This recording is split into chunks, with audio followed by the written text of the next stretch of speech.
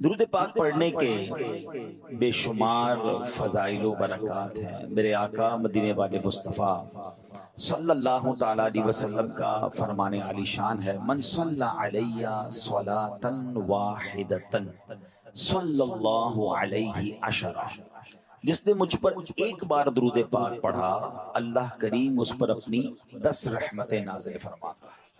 ومن صلی علیہ عشرا صلی اللہ علیہ مئۃ، جو مجھ پر 10 بار درود پاک پڑھے رب کریم اس پر اپنی 100 رحمتیں نازل فرماتا ہے۔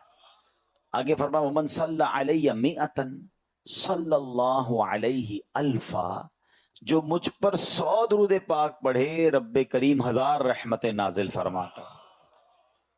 کاروباری لوگ بیٹھے ہیں، کیا خوبصورت ملٹیپلیکیشن ہے، ایک درود پر 10 رحمتیں، 10 پر 100، 100 پر 1000۔ اگر چاہتے ہو کہ صبح و شام رحمتیں برستی رہیں تو درود پاک پڑھتے رہا کریں۔ مگر اس حدیث کا جو اگلا حصہ ہے از مور بیوٹیفل۔ آقا فرماتے ہیں ومن صلی علیہ الفا، جس نے مجھ پر 1000 بار درود پاک پڑھا زاحمت کتفہ کتفی علی باب الجنہ، نبی پاک فرماتے اس کا کاندھا جنت کے دروازے پر میرے کاندھے سے چھو رہا ہوگا۔ اس کا مطلب کیا ہوا کہ 1000 بار درود پاک پڑھنے والے کو آقا اپنے ساتھ جنت میں لے جائیں گے۔ تو اب یہ فارمولا مل گیا ہے، اب جس کو سمجھ آ جائے وہ پڑھتا رہے۔ تو یہ بڑے کرم کے ہیں فیصلے، یہ بڑے نصیب کی بات ہے۔ کچھ لوگوں کے گھنٹوں سوشل میڈیا پہ گزرتے ہیں، کچھ لوگوں کے گھنٹوں چائے کے ہوٹل پہ گزرتے ہیں، کچھ لوگوں کے گھنٹوں جو ہے وہ ٹی وی پہ اسکرولنگ کرتے کرتے گزرتے ہیں، فضول باتوں میں گزرتے ہیں، اور کچھ خوش نصیب وہ ہیں جن کے کئی گھنٹے یا کئی منٹ تلاوت قرآن میں، ذکر الہی میں، یا ماشاءاللہ درود پاک پڑھنے میں گزرتے ہیں۔ اللہ مجھے اور آپ کو ان خوش نصیبوں میں شامل فرما دے۔ آج جس موضوع پر انشاءاللہ ہم نے کچھ باتیں سمجھنی ہیں، بڑا ہی ایمان افروز ٹاپک ہے۔ جس رب نے ہمیں بنایا، جو خالق ہے، جو مالک ہے، جو ہم پر ہماری ماں سے کئی گنا زیادہ مہربان، بلکہ سب مہربانوں پر مہربانی کرنے والا وہی ہے، وہ ہمارا خالق و مالک، ہمارا پیارا اللہ ہے۔ ایک بڑی خوبصورت قرآن پاک کی صورت ہے جو سب کو یاد ہے، مگر اس خوبصورت صورت کا جو شان نزول ہے، پہلے میں وہ بیان کرتا ہوں، پھر آپ صورت سمجھ جائیں گے وہ کون سی ہے۔ اس صورت کا شان نزول یہ ہے کہ کفار نے نبی پاک علیہ الصلوۃ والسلام سے، جب نبی پاک نے ریویل کیا، اسلام کے بارے میں اعلان کیا، اللہ کی طرف بلایا، انہیں بتوں کی پوجا کرنے سے روکا، تو انہوں نے اللہ کے بارے میں سوال کرنا شروع کر دیے، اور بڑے عجیب و غریب سوال تھے ان کے کوسچنز بڑے یونیک تھے۔ وہ کہتے ہیں کہ کوئی کہتا اللہ کا نسب کیا ہے، تو اس کے خاندان کیا ہے؟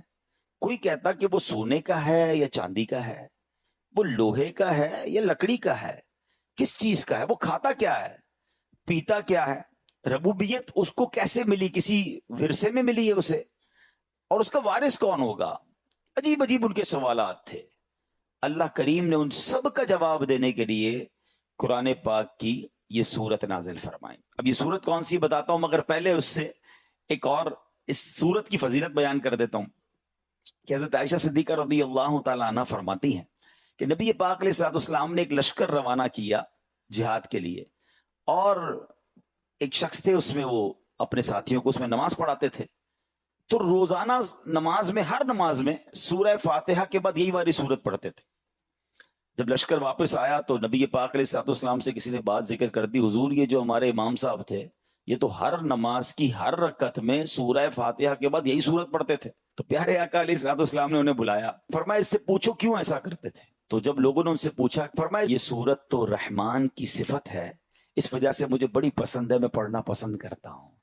تو نبی پاک نے فرمایا کہ اسے بتا دو کہ اللہ تعالیٰ بھی اس سے محبت فرماتا ہے۔ یہ ایسی صورت ہے کہ جو اس سے محبت کرتا ہے، جو اس کو زیادہ پڑھتا ہے، اسے رب بھی محبت فرماتا ہے۔ ہائے ہائے، نبی پاک علیہ الصلوۃ والسلام سے ایک شخص نے عرض کی حضور مجھے اس صورت سے بڑی محبت ہے، تو اللہ کے حبیب فرماتے ہیں اس کی محبت تجھے جنت میں داخل کر دے گی۔ ہائے ہائے، اب جاننا چاہیں گے کون سی صورت ہے؟ سمجھ تو گئے ہوں گے آپ، وہ سورہ اخلاص ہے۔ اللہ کریم کی صفات کا بیان، اللہ کریم کا جو یوں سمجھے کہ رب کیا ہے، کون ہے، انٹروڈکشن جو ہے جس پیارے انداز میں اللہ کریم نے فرمایا۔ اب اس میں ایک عشق والی بات بھی سن لو، علماء نے بڑی پیاری بات کی۔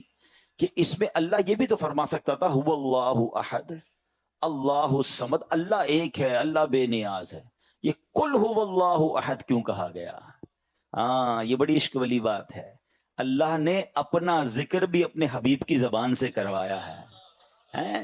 بلکہ بڑی پیاری بات ہے نا کہ وہ ایک شعر آپ سنتے ہوں گے کہ دساں کی میں مصطفیٰ دی کیڈی سونی شان ہے، آپ دی تعریف وچ سارا ہی قرآن ہے۔ تو لوگ کہتے ہیں سارا ہی قرآن نبی پاک کی تعریف میں ہے یا نبی پاک کا ذکر ہے۔ سورہ اخلاص میں اللہ کے نبی کا تعارف بتاؤ کہاں ہے؟ اللہ کے نبی کا ذکر کہاں ہے؟ یہ تو اللہ کا ذکر ہے۔ تو جن کی آنکھیں کچھ اور دیکھتی ہیں وہ کچھ اور دیکھتی ہیں۔ عشق والوں کو تو صاف صاف نظر آ رہا ہے کہ رب اپنی ربوبیت کا اعلان بھی کر رہا ہے تو محبوب کی زبانی کر رہا ہے، اے محبوب کہہ دو اللہ ایک ہے، انہیں سمجھا دو اللہ بے نیاز ہے، کل کہہ کے اپنی بات بھی لب سے تیرے سنی، اللہ کو ہے کتنی تیری گفتگو پسند۔ اللہ کے حبیب کو رب نے ارشاد فرمایا محبوب ان سے کہیے، سوال کر رہے نا آپ سے، آپ ہی نے جواب دیجئے۔ اور اب وہ جواب کیا ہے؟ کیا کمال کی صورت ہے، توحید الہی کا شاندار بیان ہے، اللہ کریم کی ذات کی زبردست یوں سمجھے کہ تعارف ہے۔ اللہ فرماتا ہے قل هو اللہ احد اللہ الصمد لم یلد ولم یولد ولم یکن لہ کفوا احد۔ تم فرماؤ اللہ ایک ہے، اللہ بے نیاز ہے، نہ اس نے کسی کو جنم دیا اور نہ وہ کسی سے پیدا ہوا اور کوئی اس کے برابر نہیں ہے۔ یہ عقیدہ توحید کو پکار پکار کر یہ سمجھے بیان کرنے والی یہ سورت ہے، اور اللہ کرے یہ ہمارے دل میں نقش ہو جائے۔ میں اس سورت کے بارے میں کچھ عرض کرتا ہوں لیکن پہلے میں اس کی کچھ فضیلتیں بھی بتا دوں، اس کو اپنا ورد بنا لیں۔ تو اب اس سورت کی فضیلت کیا ہے پہلے یہ سن لیتے ہیں، پھر اس کو ڈیفینیشن کی طرف آتے ہیں۔ سبحان اللہ، حضرت ابو سعید خدری رضی اللہ تعالیٰ عنہ راوی ہیں، نبی پاک علیہ الصلوۃ والسلام نے ارشاد فرمایا کیا تم میں سے کوئی اس سے عاجز ہے کہ وہ رات میں قرآن مجید کا تہائی حصہ پڑھ لے؟ 1/3 آف قرآن ہے تم میں سے کوئی جو پڑھ سکے؟ تو صحابہ کرام نے عرض کی کہ حضور یہ بات تو مشکل معلوم ہو رہی ہے۔ عرض کی یا رسول اللہ ہم میں سے کون اس کی طاقت رکھتا ہے؟ تو پیارے آقا علیہ الصلوۃ والسلام نے فرمایا سورہ اخلاص تہائی قرآن کے برابر ہے۔ یعنی اگر کوئی 3 بار سورہ اخلاص پڑھ لے نا تو اسے پورا قرآن پڑھنے کا ثواب ملتا ہے۔ پورے 3 منٹ نہیں لگتے۔ اگر یہ سیکنڈوں اور منٹس کی اہمیت پتہ چل جائے نا، جن کے گھنٹوں موبائل پر فضول گزر رہے ہیں، گھنٹوں جناب گپ شپ پہ گزر رہے ہیں، کھانے کی ٹیبل پر بیٹھتے تو اٹھتے نہیں، چائے پیتے تو کھڑے نہیں ہوتے، اتنی ٹائم ہے ہمارے پاس، جس کو سمجھ آ جائے کہ میں 3 منٹ میں پورے قرآن پاک پڑھنے کا ثواب حاصل کر سکتا ہوں اور میرے نبی کا وعدہ ہے نا تہائی قرآن کے برابر ہے، تو پڑھتے رہا کریں۔ اور اس میں اللہ کا ذکر بھی ہے، اللہ کی شان کا ذکر بھی ہے۔ بندہ اگر اس ترجمے کے ساتھ پڑھے تو محبت الہی اور انکریز ہوتی ہے اور اللہ پر یقین بڑھ جاتا ہے۔ آج کے دور میں تو توحید پر، ایگزسٹنس آف اللہ سبحانہ و تعالیٰ پر بار بار ذکر کرنے کی حاجت ہے۔ انفارچونیٹلی آج کل ایتھیزم اتنا بڑھایا جا رہا ہے ہمارے اسکول میں، ہمارے کالجز میں، جناب تعلیمی اداروں میں۔ پہلے تو ہم بیرون ملک کے بارے میں سنتے تھے، اب تو معاذ اللہ پاکستان میں بھی یہ سننے کو مل رہا ہے کہ بڑی سازش کے تحت ایسے کوسچن نوجوانوں کے ذہنوں میں کریٹ کیے جاتے ہیں کہ وہ کنفیوز سے نظر آتے ہیں، چونکہ علم سے دور ہیں، علماء سے دور ہیں، قرآن سے دور ہیں، تو پھر خود ہی جناب ان کے ذہنوں میں سوال آتے ہیں۔ آج انشاءاللہ اللہ تبارک و تعالیٰ کی شان، اللہ خالق و مالک ہے، اس کے دلائل بھی سنیں گے اور ہمارے ایمانوں کو اور مضبوط کریں گے۔ اب آئیے ذرا اس سورت کے بارے میں پہلے سمجھتے ہیں۔ یاد رہے کہ قل هو اللہ احد، کہو اللہ ایک ہے۔ عرب میں کفار کی بہت ساری قسمیں تھیں، دہریہ، مشرک، اللہ تعالیٰ کی صفات کے منکر، اللہ تعالیٰ کے لیے اولاد ماننے والے، معاذ اللہ، الگ الگ قسم کے وہ کفار تھے۔ تو اس صورت میں سب کی تردید کر دی۔ هو اللہ فرمانے میں دہریوں کی تردید کر دی، وہ کہتے اللہ کوئی اللہ ہے ہی نہیں، دنیا میں کوئی خالق ہی نہیں ہے، ان کی تردید کر دی کہ اللہ ہے اور ایک ہے۔ احد فرمایا، مشرکین کا رد کر دیا جو بتوں کی پوجا کرتے تھے، کہتے اللہ بھی ہے بت بھی ہے، معاذ اللہ، ان سب کا رد کر دیا۔ اور پھر اللہ اکبر، بقیہ آیات میں بقیہ کفار کا رد کیا۔ وہ اللہ ایک ہے، ربوبیت اور الوہیت میں عظمت و کمال کی صفات کے ساتھ موصوف ہے، اس کی نہ کوئی مثل ہے، نہ نظیر ہے، نہ شبیہ ہے، اس کا کوئی شریک نہیں ہے۔ پھر آگے فرمایا اللہ الصمد، اللہ بے نیاز ہے، کھانے پینے سے بے نیاز ہے، ہمیشہ ہے، ہمیشہ رہے گا، کسی کام میں کسی کا حاجت مند نہیں ہے۔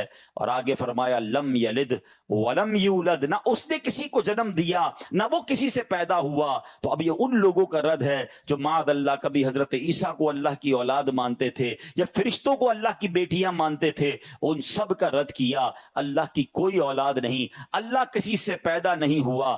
پھر آگے فرمایا وَلَمْ يَكُنْ لَهُ كُفُوًا أَحَدٌ، اور کوئی اس کے برابر نہیں، نہ ذات میں نہ صفات میں، کیونکہ وہ واجب ہے، خالق ہے، باقی سب ممکن مخلوق اور حادث ہیں، اس کی صفات ذاتی ہیں، قدیم ہیں، غیر محدود ہیں، جبکہ مخلوق کی جو صفت ہوتی ہے وہ محدود ہوتی ہے، محدود بھی ہے، حادث بھی ہے، ختم ہو جانے والی ہے۔ تو یہ ڈفرینشیٹ بھی کر دیا گیا کہ اللہ کا کوئی ثانی نہیں، کوئی نظیر نہیں، اس کا کوئی ہمتا نہیں ہے، وہ سب کا خالق و مالک ہے۔ تو سورہ اخلاص پکار پکار کر توحید کے نغمے، توحید کی درس جو ہے ہمیں اس سے ملتا ہے۔ اے میرے پیارے اسلامی بھائیوں، آج اب سمجھنا یہ ہے کہ اسلام کا جو سب سے بنیادی عقیدہ ہے نا، یعنی ون آف دا ٹاپ بنیادی عقائد میں سے اہم اور پہلا نظریہ کیا ہے؟ وہ عقیدہ توحید ہے۔ توحید تمام عقائد کی اصل اور جڑ ہے۔ جس طرح درخت کا وجود شاخ سے نہیں ہوتا، شاخیں تو اگتی رہتی ہیں، درخت کا وجود جڑ سے ہوتا ہے۔ میرے اور آپ کے ایمان کی جو جڑ ہے نا، وہ توحید الہی ہے۔ یاد رکھیے گا، یاد رکھیے، عقیدہ توحید پر ایمان لائے بغیر کوئی مسلمان نہیں ہو سکتا۔ جو لوگ ایک سے زیادہ خدا ہونے کے قائل ہیں، اللہ پاک نے ان کے کفر کا صاف اعلان فرمایا۔ اللہ قرآن مجید میں ارشاد فرماتا ہے لَقَدْ كَفَرَ الَّذِينَ قَالُوا إِنَّ اللَّهَ ثَالِثُ ثَلَاثَةٍ وَمَا مِنْ إِلَٰهٍ إِلَّا إِلَٰهٌ وَاحِدٌ، بے شک کافر ہیں وہ جو کہتے ہیں اللہ تین خداؤں میں کا تیسرا ہے، اور خدا تو نہیں مگر ایک خدا۔ وَإِن لَّمْ يَنْتَهُوا عَمَّا يَقُولُونَ لَيَمَسَّنَّ الَّذِينَ كَفَرُوا مِنْهُمْ عَذَابٌ أَلِيمٌ، اور فرمایا اگر اپنی بات سے باز نہ آئے تو جو ان میں کافر مریں گے تو ضرور ان کو دردناک عذاب پہنچے گا۔ یعنی کفار کے لیے، اللہ کو ایک نہ ماننے والوں کے لیے دردناک عذاب رب نے خود اعلان فرمایا۔ اب میرے پیارے اسلامی بھائیوں، توحید، اب یہ سوال ذہن میں پیدا ہو سکتا ہے، ینگسٹر بھی موجود ہیں کہ ٹھیک ہے یہ بات تو سمجھ آ گئی، ہم بچپن سے بھی پڑھ رہے ہیں کہ 5 پلر آف اسلام ہے، اس میں پہلا عقیدہ توحید ہے۔ اب what is the definition of توحید؟ میں آسان لفظوں میں آپ کو اس کو بھی ڈیفائن کر دیتا ہوں۔ توحید کا معنی ہے اللہ کریم کی ذات پاک کو اس کی ذات اور صفات میں شریک سے پاک ماننا، یعنی اللہ کی ذات میں کوئی شریک نہیں ہے اور اللہ کی صفات میں اس کا کوئی شریک نہیں ہے، یعنی جیسا اللہ ہے ویسا ہم کسی کو اللہ نہ مانیں۔ اگر کوئی اللہ پاک کے ہوتے ہوئے کسی دوسرے کو اللہ تصور کرتا ہے تو وہ ذات میں شرک کرتا ہے، یہ بھی توحید سے باہر ہو گیا، مشرک ہو گیا۔ اچھا، علم، سماع یعنی سننا، علم، بصارت، اللہ پاک کی صفات ہیں، ان صفات میں کسی دوسرے کو شریک ٹھہرانے والا مشرک ہے، یعنی ذات میں شریک ٹھہرانے والا بھی مشرک، اور اللہ کو جیسا رب ہے عبادت کے لائق، ایسا عبادت کے لائق کسی کو اور کو بھی ماننے والا یہ بھی مشرک ہو جائے گا، یہ توحید الہی کا منکر اور کافر ہو جائے گا۔ سب سے پہلا عقیدہ یہ ہے کہ اللہ ایک ہی ہے۔ پہلے تو اب یہ ڈیفیٹ کرنا ہوگا کہ اللہ ہے اور اللہ ایک ہی ہے، وہی عبادت کے لائق ہے، نہ اس کی ذات میں کوئی شریک ہے نہ اس کی صفات میں کوئی شریک ہے۔ دس از ایکچوئل ڈیفینیشن آف توحید جو ہمیں سمجھنی ہے۔ اب اس کو تھوڑا سا مزید آگے لے کر چلتے، علامہ ابراہیم بن محمد باجوری رحمۃ اللہ تعالی فرماتے ہیں اللہ پاک اپنی ذات اور صفات میں تنہا واحد ہے، یعنی اس کا کوئی نظیر نہیں ہے۔ ذات کے واحد ہونے کا یہ مطلب ہے کہ وہ اجزاء سے مل کر بنے ہونے میں پاک ہے، ٹھیک ہے نا؟ اس کی باڈی معاذ اللہ جس طرح ہم اپنی باڈی ہوتی ہے، ہم کہتے ہیں مختلف اجزاء سے مل کر بنی ہے، اللہ اس طرح اجزاء سے مل کر بننے سے پاک ہے۔ صفات میں تنہا ہونے سے مراد یہ ہے کہ جن سے صفت جیسے علم یا قدرت میں کثرت سے پاک ہے، جیسے 2 یا اس سے زیادہ قدرتیں، 2 یا اس سے زیادہ علم، اس طرح افعال میں یکتا ہونے کا معنی یہ ہے کہ اللہ پاک کے افعال میں نہ تو کوئی دوسرا شریک ہے اور نہ ہی اس کا کوئی مددگار۔ اب یہاں بڑا اہم کوسچن، جب بھی توحید پر بات ہوتی ہے نا تو کچھ کنفیوژنز پھیلا دی جاتی ہیں۔ اب سوال پیدا ہو سکتا ہے کہ علم اللہ پاک کی صفت ہے، अगर किसी दूसरे के लिए इल्म साबित करें तो क्या ये शिरक है? समी, सुनने वाला, ये अल्लाह पाक की सिफत है। अगर किसी दूसरे को भी सुनने वाला कहें तो क्या ये शिरक है? अब ये बड़ा हयात, हमारा जिंदा होना, अल्लाह तो हई कय्यूम हमेशा रहने वाला है, हम बंदों को भी कहते हैं ये भी जिंदा है, तो क्या ये भी शिरक हो जाएगा? ये जब आप आज अकीदा तौहीद की ये बारीक लाइन समझ जाएंगे ना, तो आइंदा शिरक और तौहीद में फर्क करने का आपका मसला हमेशा के लिए सॉल्व हो जाएगा। अब जरा गौर से समझिए, इसका जवाब सुनिएगा। याद रखिए कि अल्लाह पाक की हयात पर तो सबका ईमान है, और वो तमाम जिन्हें अल्लाह पाक ने सिफत हयात अता फरमाई है वो सब इस सिफत के हामिल हैं। बस हमने अपने लिए भी हयात को तो सिफत माना है ना, हम भी तो जिंदा हैं। मगर हम क्या कहते हैं, हमें जिंदगी देने वाला कौन है? हमारी जिंदगी टेम्परेरी है।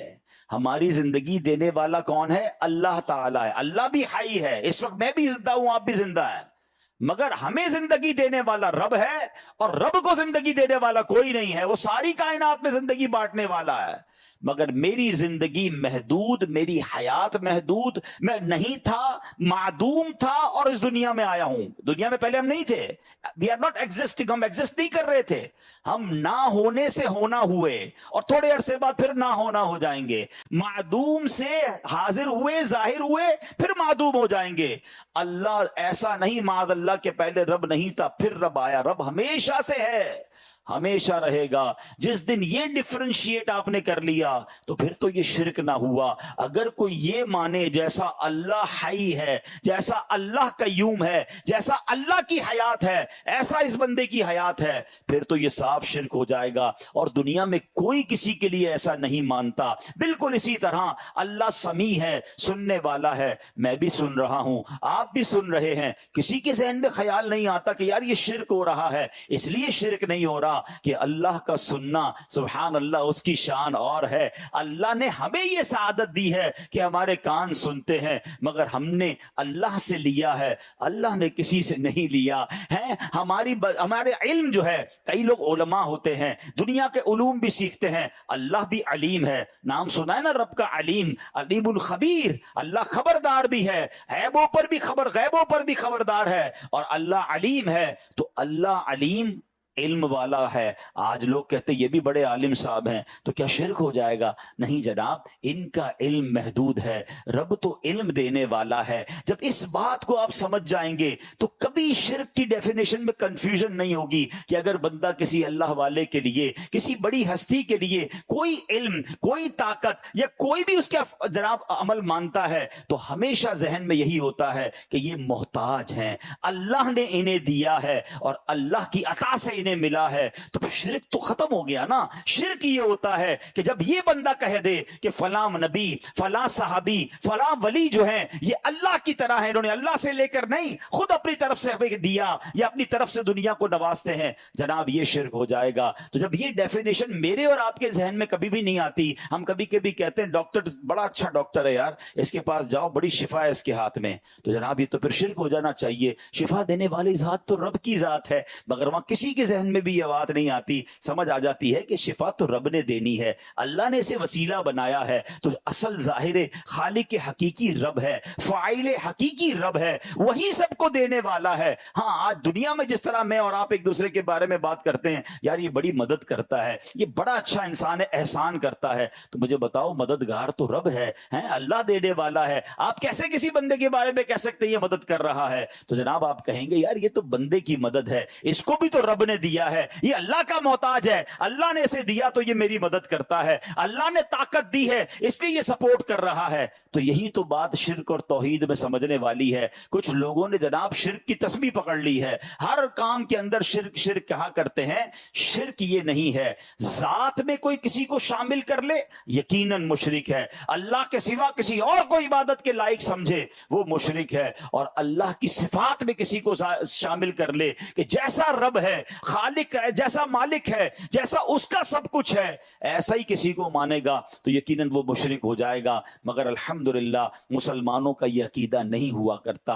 अल्लाह वालों के लिए भी जब भी वो उनकी तरफ किसी उनके कमाल की तरफ या उनके किसी आला वस्फ की तरफ तवज्जो करते हैं तो जहन में यही होता है ये अल्लाह के नेक बंदे हैं, इबादत करके बड़ा मर्तबा पा लिया है, अल्लाह ने इन्हें अपने कमाल से, अल्लाह ने अपनी قدرت سے انہیں کچھ عطائیں فرمائی ہیں تو یہ جناب ہم لوگوں سے آگے ہیں، مگر رب کے یہ بھی محتاج ہیں۔ اللہ کی عطا کے بغیر کوئی کسی کی کوئی مدد نہیں کر سکتا۔ تو امید ہے کہ یہ بات ہمیں کلیئر ہو جائے گی۔ اب ہم آتے ہیں کہ اللہ موجود ہے۔ آج کے دور میں اس ٹاپک کو بہت ڈسکس کرنا ضروری ہے۔ بدقسمتی ہے کہ مسلمان کہلانے والوں کے ذہنوں میں بھی اب وسوسے کریٹ کیے جا رہے ہیں۔ تو کچھ بڑی خوبصورت باتیں انشاءاللہ ہم سنیں گے جو انشاءاللہ مزید عقیدہ توحید پر ہماری رہنمائی بھی کریں گی۔ بیسک آف ایمان کی بات ہو رہی ہے، اور انفارچونیٹلی آج کل نوجوانوں میں ایسی ایسی محفلوں میں بیٹھ رہے ہیں کہ وہاں اللہ کے ایگزسٹنس پر کلام ہو رہا ہے کہ یار یہ کائنات ایسے ہی بن گئی ہے، بگ بینگ تھیوری ہے،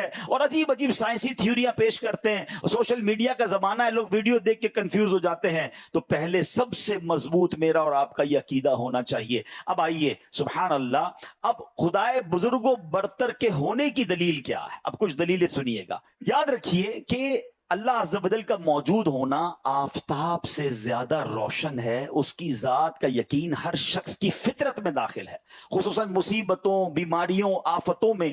یہ انسان کی فطرت ہے کہ جب بڑی مصیبت میں آتا ہے نا، بڑے سے بڑا منکر بھی جو ہے نا وہ پھر اللہ کی طرف رجوع کر لیتا ہے کہ یار اب پھنس گیا ہوں، اب دعا کروں۔ اب کسی کو کہتا ہے اللہ سے دعا کر دو، اب اسے یاد آتا ہے کہ کوئی ہے خالق، کوئی ہے مالک جس کی طرف میں نے رجوع کرنا ہے۔ جب پریشان ہوتا ہے تو اسے رب کی یاد آتی ہے۔ اور تھوڑی سی عقل والا انسان بھی اگر صرف اس دنیا پر نظر کر لینا تو یقین کر لیتا ہے کہ بے شک یہ آسمان و زمین، یہ ستارے، یہ سیارے، انسان و حیوان، تمام مخلوق کسی نہ کسی کے پیدا کرنے سے پیدا ہوئی ہے۔ ارے آخر کوئی تو ہے جو انہیں پیدا کر رہا ہے، جس طرح چاہتا ہے اس میں تصرف کرتا ہے۔ کیونکہ جب ہم کسی تخت یا کرسی کو دیکھتے ہیں، مثال کے طور پر یہ میری ڈیسک ہے، آپ کسی بھی کرسی کو دیکھیں، دیکھتے ہی خیال کیا آتا ہے کہ اس کو کسی نے بنایا ہوگا، یہ خود بخود بن نہیں سکتی ہے۔ تو ذرا بتاؤ نا، اتنی بڑی دنیا، اتنا بڑا سسٹم جو بہت خوبصورت انداز میں چل رہا ہے، کیا کسی نے نہیں بنایا ہوگا؟ عرب کے ایک بدو نے بڑی پیاری مثال کے ذریعے بات سمجھائی۔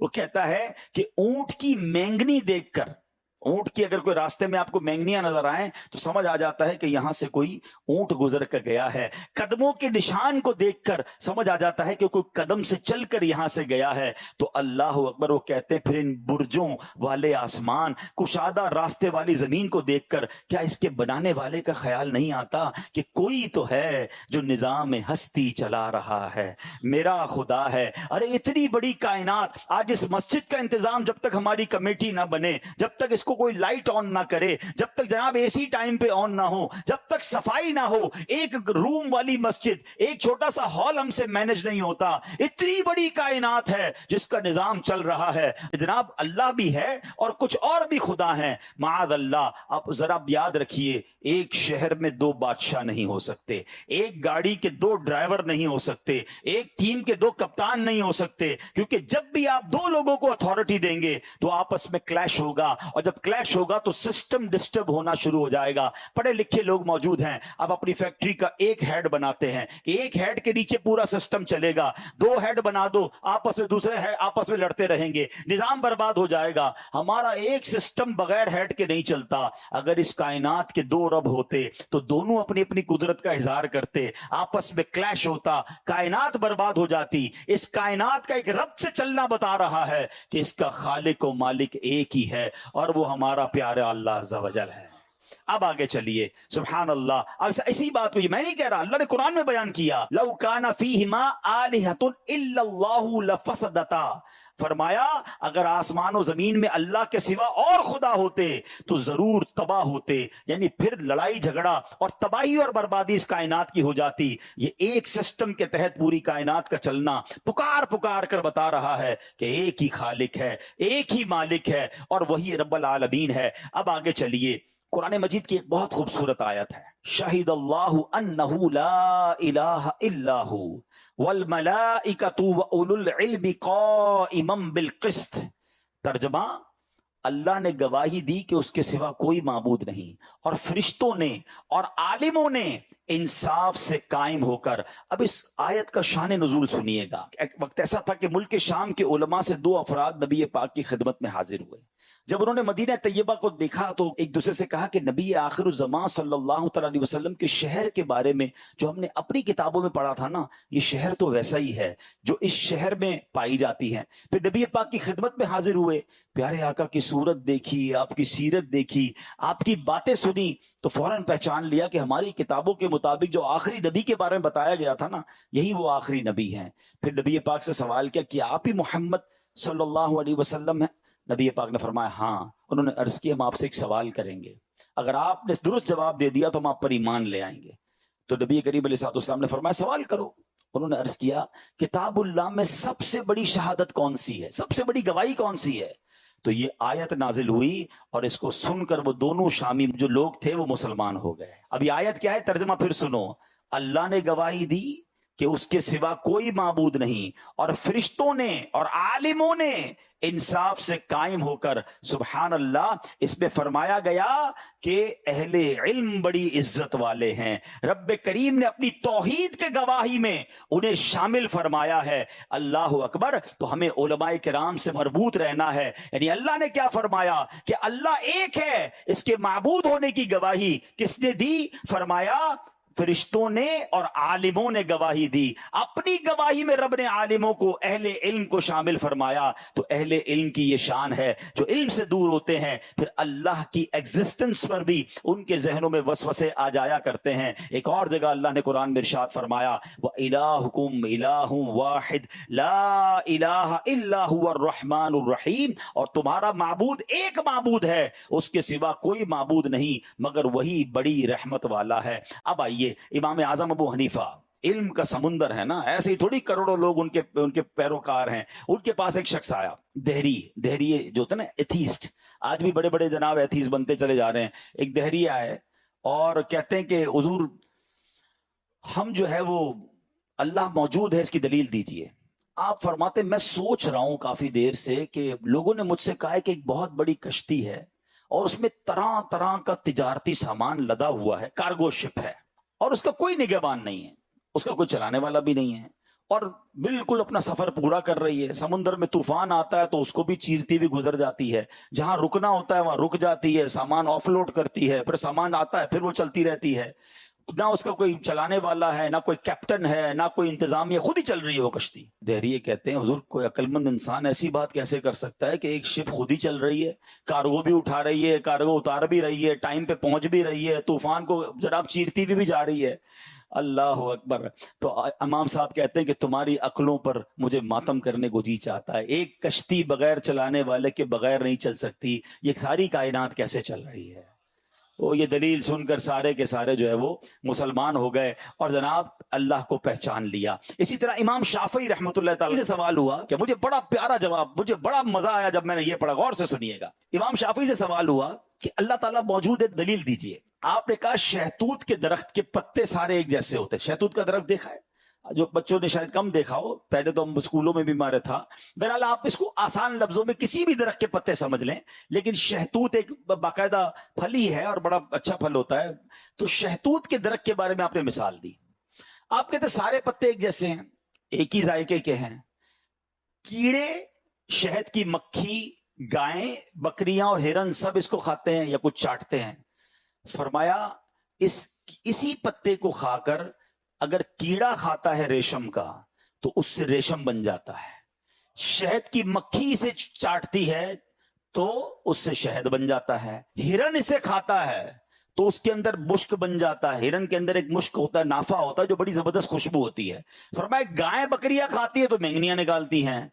फरमाते ये इस अमर की साफ दलील है, इस बात की साफ दलील है कि एक ही पत्ते में मुख्तलिफ किस्म की तासीर शामिल करने वाला कोई है, कोई खालिक है जिसकी कुदरत है कि जनाब पत्ता एक है मगर अलग अलग जिस्म में अल्लाह ने वो ताकत दी है कि कोई शहद की मक्खी चाट रही है तो शहद निकाल रही है, रेशम का कीड़ा खा रहा है तो रेशम बना रहा है, हिरन खाती है तो खुशबू बनाती है, गाय बकरियां खाती है तो मेंगनियां निकालती है। तो अल्लाह अकबर, पर कोई तो है जो निजाम में हस्ती चला रहा है, मेरा खुदा है। तो बुजुर्गान दीन ने बड़े कमाल से जवाबात दिए। अच्छा जनाब, इमाम जाफर सादिक रहमतुल्लाहि तआला अलैह के पास एक मुल्हिद आया जो अल्लाह को नहीं मानता था। कहते हैं आप बताइए अल्लाह एक कैसे है? अल्लाह मौजूद है, पहले दलील दीजिए। आपने फरमाया कभी समंदरी सफर पर गए हो? कहता गया हूं। कोई वाकया हुआ? कहता हाँ बड़ा खतरनाक वाकया हुआ। क्या हुआ? का एक दिन समंदरी सफर के दरमियान में था तो बड़ा तूफान आया, मेरी कश्ती टूट गई, कई लोग डूब गए और मैं जो है वो टूटी हुई कश्ती के एक तख्ते को पकड़ा। तो इमाम जाफर सादिक ने फरमाया कि पहले तो समंदरी सफर जब तुमने शुरू किया तो किस पर भरोसा था? कश्ती पर भरोसा था। कश्ती टूट गई, तख्ते को पकड़ लिया, अब किस पर भरोसा था? का हुजूर अब मेरे तख्ते पर भरोसा था। जब ये खत्म हो गए तो फिर क्या हुआ? वो कहते हैं हुजूर ये हुआ कि मुझसे तख्ता भी छूट गया है, अब मैं तन्हा, समंदर की मौजें हैं। फरमाया उस वक्त किस पर भरोसा था?